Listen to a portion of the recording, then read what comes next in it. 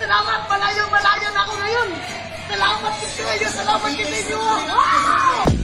From being a reggae artist at social media personality, papasok na rin sa mundo ng Encantadia si Elias JTV. Kamusta kaya ang kanyang first ever acting project at ano kaya ang reaksyon ng ibang cast ng Sagre? Makichika kay Athena Imperial.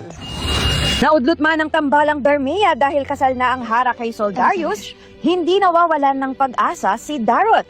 Gayon din ang mga Sangre, OG at New Gen sa kanilang pakikibaka at hamon na maibalik sa kanila si Tera. Sa gitna ng mga nangyayari na ito sa Encantadia, Salamat, malayo na ako ngayon.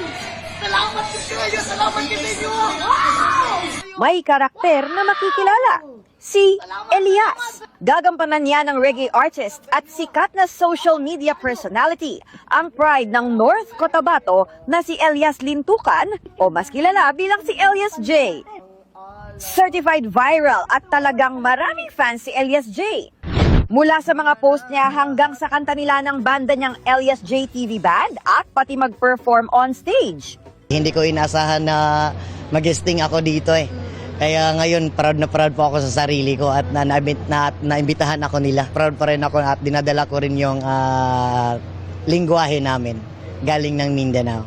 First acting project daw ito ni Elias kaya memorable ang experience. Habang tumatagal, nasasanay na rin. Okay lang naman yung pagsalita ng Tagalog, yung expression lang ng mukha kung paano gagawin. Tulungan ka naman nila, di Oo, ba? tinutulungan nila ako para maitawid lang din. Ang cast and crew ng Encantadia Chronicles Sangre napapaindak dahil sa nakakaaliw na pagganap ng reggae musician. Pero ang mga miniyawing ginagampanan ni na John Lucas at Prince Clemente kailangang in character pa rin habang kaeksena ang internet sensation. Working with Elias ngayon, natutuwa ako. Siyempre, na-excite ako na makita siya at makasama.